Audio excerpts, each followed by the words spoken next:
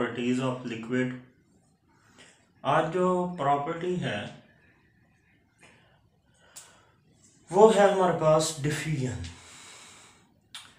अब diffusion basically होता क्या है, इस लफ्ज़ का सबसे पहले हमें मीनिंग पता होना चाहिए कि डिफ्यूजन किसी भी चीज़ में डिफ्यूज हो जाना, मर्ज हो जाना, किसी भी चीज़ में जिसे आप कह लें गुम हो जाना, उसे हम क्या कहते हैं सिंपल वर्ड्स में डिफ्यूजन। डिफ्यूजन की डेफिनेशन पढ़ने से पहले हम एक एग्जांपल देखते हैं। ये हमारे पास कोई भी एक फ्लास्क के अंदर लेट्स सपोज वाटर है, ये सारी यहां तक फिल्ड है वाटर के साथ। यहां से हमने ड्रॉप के जरिए रेड कलर का कोई भी मिक्सचर डाला। जब रेड कलर का मिक्सचर डाला, ये देखें इधर मैंने रेड पॉइंटर से शो किया कि रेड कलर का ये जो मिक्सचर है ये एक साइड पे डाला है। तो थोड़ी ही देर बाद, थोड़े से टाइम ड्यूरेशन के बाद ये लिक्विड हमें इस तरह से नजर आने लग गया, टोटली रेड हमें शो होने लग गया। ऐसा क्यों हुआ? ये जो हमने इसके अंदर रेड कलर का लिक्विड ऐड किया, इसके मॉलिक्यूल्स ने वाटर के मॉलिक्यूल्स के साथ रैंडम मोशन की। लिक्विड के मॉलिक्यूल्स भी रैंडम मोशन में होते हैं, कोलिजन में होते हैं हर वक्त। इसके मॉलिक्यूल्स ने इसके साथ रैंडम मोशन की, रैंडम मोशन की, कोलिजन के नतीजे में इसकी और इसके दरमियान इंटरमॉलिक्यूलर फोर्सेस डेवलप हो गई। जब डेवलप हुई, इसके और इसके, वाटर के और इसके रेड के, इनके कलर में डिफरेंस था। ये था हायर कंसंट्रेशन, यानी कि इसकी कंसंट्रेशन ज्यादा थी, ये मोर कंसंट्रेटेड था। ये हायर टू लोअर कंसंट्रेशन में आया। जब आया तो इसने अपना कलर सारा शो कर दिया, हमें रेड कलर शो होने लग गया। इस चीज को हम नाम देते हैं सिंपली डिफ्यूजन का। इसकी दो डेफिनेशंस मैंने लिखी हैं। ये वेरी सिंपल डेफिनेशन है कि movement of molecules from area of higher to lower concentration, के मॉलिक्यूल्स का हायर कंसंट्रेशन वाले एरिया से लोअर कंसंट्रेशन वाले एरिया की तरफ आना, उसे क्या कहते हैं? डिफ्यूजन कहते हैं। इसकी थोड़ी सी एडवांस डेफिनेशन है कि process resulting from random motion of molecules, ये ऐसा प्रोसेस है, मैंने पहले भी बात की, रैंडम मोशन होती है, कोलिजन होती है। ऐसा प्रोसेस है जो किस वक्त डेवलप होता है? Random motion of molecules by which there is a net flow of matter from region of higher to lower concentration. ये हमारे पास मैटर है, इसका नेट फ्लो हुआ है, टोटल मैटर फ्लो हुआ है हायर टू लोअर कंसंट्रेशन की तरफ, इज कॉल्ड डिफ्यूजन। कि ऐसा प्रोसेस जिसके अंदर मॉलिक्यूल्स की रैंडम मोशन और कोलिजन की वजह से सिंपली कह लें कि एक होमोजेनियस मिक्सचर बन जाए, उसे हम क्या बोलते हैं? डिफ्यूजन बोलते हैं। नेक्स्ट है, इसके कौन कौन से फैक्टर्स हैं, किन किन फैक्टर्स पर डिफ्यूजन असरअंदाज होती है, कौन कौन से फैक्टर्स इस पर असरअंदाज होते हैं। सबसे पहले है इंटरमॉलिक्यूलर फोर्सेस। इनके बारे में हमने पहले भी पढ़ा। लिक्विड के मॉलिक्यूल्स गैसेस की तरह बिल्कुल फ्री नहीं होते, ये बात हम जानते हैं। और लिक्विड के मॉलिक्यूल्स आपस में बॉन्डिंग के थ्रू रहते हैं। मैंने पहले भी एक लेक्चर में एग्जांपल दी कि ये लिक्विड के मॉलिक्यूल्स हैं, ये आपस में इस तरह से इनके दरमियान बॉन्डिंग्स होती हैं, इंटरमॉलिक्यूलर फोर्सेस होती हैं। लेकिन ये इंटरमॉलिक्यूलर फोर्सेस चेंज होती रहती हैं फ्रॉम लिक्विड टू लिक्विड। सारे लिक्विड्स के मॉलिक्यूल्स के अंदर इंटरमॉलिक्यूलर फोर्सेस एक जैसी नहीं होती। हर लिक्विड की इंटरमॉलिक्यूलर फोर्सेस चेंज होती हैं। चेंज होने का क्या मतलब कि किसी में स्ट्रांग है, किसी में मीडियम है, किसी में बिल्कुल वीक इंटरमॉलिक्यूलर फोर्सेस हैं।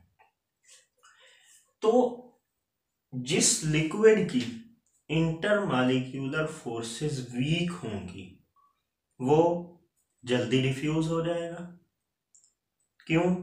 क्योंकि इंटरमॉलिक्यूलर फोर्सेस वीक हैं, मॉलिक्यूल्स बआसानी एक दूसरे से अलग होकर जल्दी जल्दी दूसरे सॉल्वेंट के अंदर डिफ्यूजन कर लेंगे, डिसॉल्व हो जाएंगे। और जिन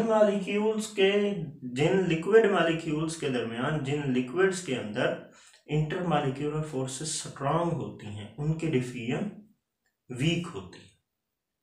वाटर के मॉलिक्यूल्स के अंदर इंटरमॉलिक्यूलर फोर्सेस सबसे स्ट्रांग है। हाइड्रोजन बॉन्डिंग स्ट्रांग है, हाइड्रोजन बॉन्डिंग भी तो एक फोर्स है, सबसे ज्यादा वाटर के अंदर है। और उससे कम किसके अंदर है? अल्कोहल के अंदर वाटर से कम है, वीक है इंटरमॉलिक्यूलर फोर्सेस। तो अल्कोहल की डिफ्यूजन ज्यादा होगी as compared to water. Next है हमारे पास साइज ऑफ मॉलिक्यूल्स। मॉलिक्यूल्स का साइज जितना बड़ा होगा उतनी डिफ्यूजन कम होगी, और मॉलिक्यूल्स का साइज जितना कम होगा, स्मॉल होगा, उतनी डिफ्यूजन ज्यादा होगी। मतलब क्या हुआ कि जो साइज है ये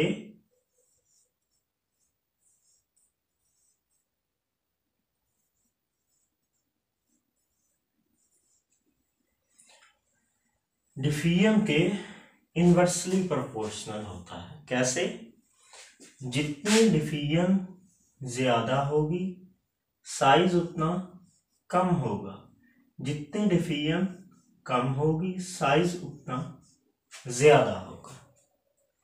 इसकी एग्जांपल में क्या आता है कि जो हमारे पास हनी है, शहद, शहद के जो मॉलिक्यूल्स होते हैं उनका साइज बड़ा होता है एज कंपेयर टू अल्कोहल। इसीलिए आप एक गिलास सॉल्वेंट वाटर लें, यानी कि वाटर को एज सॉल्वेंट लें, एक गिलास वाटर के अंदर 1 चम्मच अल्कोहल का ऐड करें, ठीक है, फौरी तौर पर डिसॉल्व हो जाएगा। लेकिन उसी एक गिलास वाटर के अंदर 1 चम्मच हनी का ऐड करें, वो आपको साफ नजर आएगा, आहिस्ता आहिस्ता आहिस्ता आहिस्ता उसके अंदर डिफ्यूज होगा। क्यों?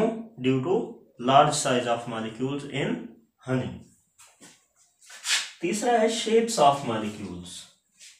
देखें, आप एक बेढंगा सा पत्थर अपने हाथ पे रखिए, हथेली पे, पाल्म के ऊपर। जब आप उसे रखेंगे तो वो जहां पे रखेंगे पड़ा रहेगा। जब तक आप हाथ को इधर उधर मूव नहीं करेंगे वो बआसानी नीचे नहीं गिरेगा। आप एक छोटी सी बॉल लें, बिल्कुल स्फेरिकल, गोल हो बिल्कुल, उसे आप अपनी हथेली पर रखें, वो फौरन कभी इधर मूव करेगी कभी इधर, मीन स्लिप होगी। तो शेप्स ऑफ मॉलिक्यूल्स का यही है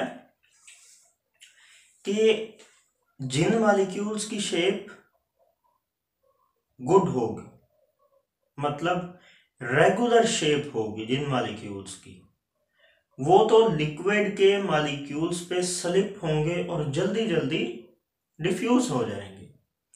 और लेकिन जिन मॉलिक्यूल्स की शेप इर्रेगुलर होगी वो इजीली स्लिप नहीं हो सकेंगे और डिफ्यूजन उनकी कम होगी as compared to regular molecules.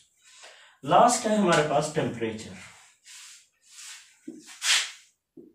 ये बहुत इजी है टेम्परेचर को समझना। ये हमने इसके अंदर, ये नीचे हमारे पास शुगर है। आप एक गिलास वाटर के अंदर 1 चम्मच शुगर का ऐड करें और उसे ऐसे ही रख दें। आप देखेंगे वो जो शुगर होगी वो वाटर के अंदर डिफ्यूज होने में let's suppose 5 minutes, near about 5 minutes लेगी।